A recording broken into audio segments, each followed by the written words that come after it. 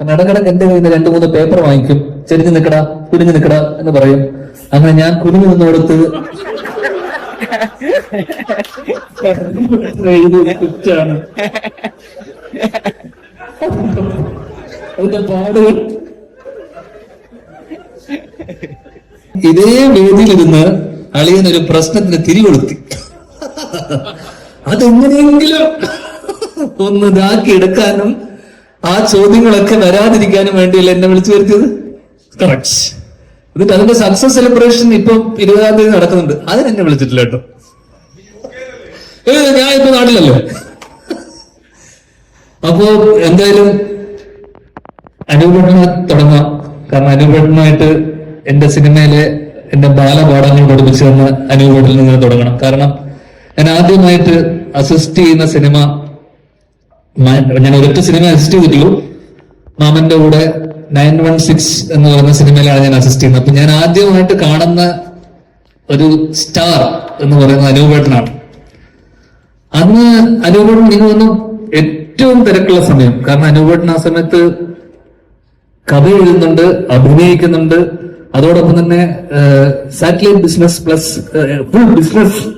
അനൂപേട്ടനാണ് എന്റെ അറിവിൽ അന്നത്തെ കിങ് മേക്കർ എന്നൊക്കെ പറയുമല്ലോ. കാരണം എന്റെ തോളത്ത് ചാരി വെച്ചിട്ട് അനൂപേട്ടൻ എഴുതിയൊരു സ്ക്രിപ്റ്റ് ഉണ്ട് ആ ഷൂട്ടിനിടയിൽ.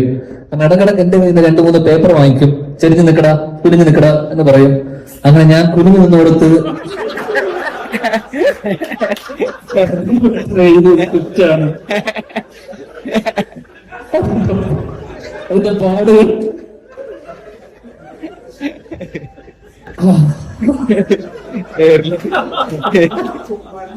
ആ സിനിമയാണ് മറന്നോ? ആ സിനിമയാണ് ട്രിവാൻഡ്രം ലോഡ്ജില്ല, ഡേവിഡ് ആൻഡ് ഗോളിയാത്ത്.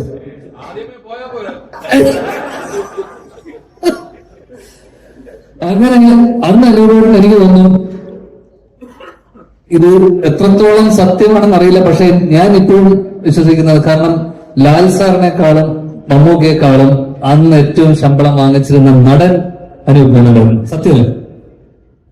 സത്യം സത്യം സത്യം സത്യം. ഇപ്പോഴും അങ്ങനെ തന്നെയാണ്. കാരണം അനൂപേട്ടൻ അന്നൊരു പാക്കേജ് ആയിരുന്നു എന്റെ അറിവിൽ.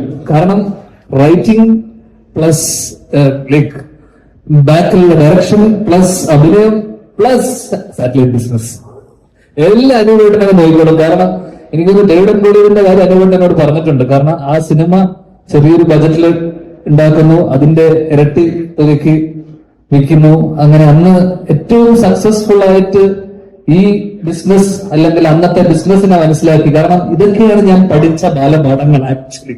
അപ്പൊ ഇതിന്റെ സെറ്റിൽ വന്നപ്പോ എന്നോട് അന്ന് പറഞ്ഞൊരു കാര്യമുണ്ട്, നീ എന്ത് ചെയ്യുന്നു? ഇപ്പൊ എന്താ? ഞാൻ പറഞ്ഞു അനൂപിന്റെ പാത പിന്തുടരുന്നു. ആ കൊണ്ട് കഴിഞ്ഞിട്ട് ഒരു നടനെ സംബന്ധിച്ചിടത്തോളം പിന്നീട് ഒരു 10 സിനിമയും കൂടെ കിട്ടും. അപ്പൊ ഈ പാഠങ്ങളാണ് ഞാൻ അന്ന കാലം തൊട്ട് ഇന്നേ ദിവസം വരെ ഞാൻ അപ്ലൈ ചെയ്യുന്ന കാര്യം. അനൂപ് മേനോൻ എന്ന് പറയുന്ന നടനെ ഫോളോ ചെയ്ത് വരികയാണ് ഞാൻ. സത്യം.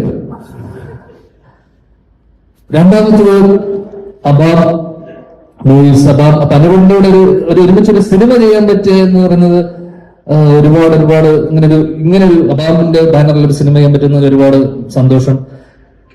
രണ്ടാമത്തെ കാര്യം അബ്രഹാം ചേട്ടനെ പറ്റി പറയണം. കാരണം ഇതേ ബിസിനസ്, ഈ ബിസിനസ് കഴിഞ്ഞ എത്ര സിനിമകളായിട്ട് നമ്മള് 2 സിനിമകൾ 13ഓളം സിനിമകളിൽ 13ഓളം സിനിമകൾ സക്സസ്ഫുള്ളി ബിസിനസ് ചെയ്യുകയും ലാസ്റ്റ് 2 സിനിമകളും ബിസിനസ് ചെയ്തു.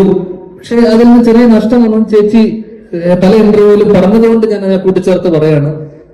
നെറ്റ്ഫ്ലിക്സിന് വില കുറഞ്ഞിരിക്കുകയാണ് ഇപ്പൊ ബ്രാൻഡ്. എന്നിട്ട് ആ നെറ്റ്ഫ്ലിക്സിന് പുള്ളിയുടെ പടം വെക്കും. കാരണം 100 സിനിമ കിട്ടിയാലും അല്ലെങ്കിൽ ഇനി 100-150 സിനിമ കിട്ടിയാലും 151 സിനിമ അബാം മൂവീസ് ചെയ്യും. അതാണ് അവർക്ക് സിനിമയോടുള്ള പാഷൻ, സിനിമയോടുള്ള ഇഷ്ടമാണ്. അല്ലാതെ ലിസ്റ്റിംഗ് സ്റ്റീഫനെ പോലെ കച്ചവട ബുദ്ധി മാത്രം കണ്ടുകൊണ്ട് സിനിമയെ അപ്രോച്ച് ചെയ്യുന്ന ഒരു ബാനറല്ല അബാം മൂവീസ്. കാരണം അബാം മൂവീസിന്റെ ബാനറിൽ കഥ കേൾക്കുന്നത് പലപ്പോഴും ഷീല ചേച്ചിയും അബ്രഹാം ചേട്ടനുമാണ്. പക്ഷെ ലിസ്റ്റിൻ സ്റ്റീഫന്റെ കഥ കേൾക്കുന്നതും ലിസ്റ്റിൻ സ്റ്റീഫൻ അല്ല. അത് ലിസ്റ്റിംഗ് സ്റ്റീഫനല്ല. അതിന്റെ ഒരു സക്സസിന്റെ ഒരു ഇതിന് പോലും ലിസ്റ്റിംഗ് സ്റ്റീഫന് ഒരു ഇതുമില്ല. അവർക്കത് എടുക്കാൻ പറ്റില്ല. Listing Stephen is A magic. അതാണ് കമ്പനിക്ക് മാജിക് ഫ്രെയിംസിന് പേരിട്ടിരിക്കുന്നത്. കാരണം ഈ കഴിഞ്ഞ ഏത് സിനിമയുടെ കഥ എന്ന് പറഞ്ഞ് അവസാനം ഇറങ്ങിയ സിനിമയുടെ 2 കഥകൾ ചോദിച്ചാൽ പോലും അദ്ദേഹത്തിന് അറിയില്ലായിരിക്കും. അതല്ല പാഷൻ പഠിക്കണമെങ്കിൽ അത് അതാ വോയിസ് എന്ന് പഠിക്കണം. എനിക്കൊന്ന് ലിസ്റ്റിംഗ് സ്വന്തം സിനിമയെക്കാളും കൂടുതൽ കണ്ടിട്ടുണ്ടാവും. നമ്മുടെ ഈ രവീന്ദ്രൻ ഇവിടെ 2 തവണയായിട്ട് നമ്മൾ കാണിച്ചു. എന്തായാലും ഇനി 3ാമത് പറയാനുള്ളത്, ഈ പരിപാടി അലമ്പാക്കാൻ വന്നിരിക്കുന്ന കുറച്ച് പേരുണ്ട്. അവരോടാണ്. അസീസ് വരുന്നു. നീ എന്തിനാണ് വന്നു എന്നുള്ളതിന്റെ കാര്യം അവറാച്ചന്റെ എന്താ പടത്തിന്റെ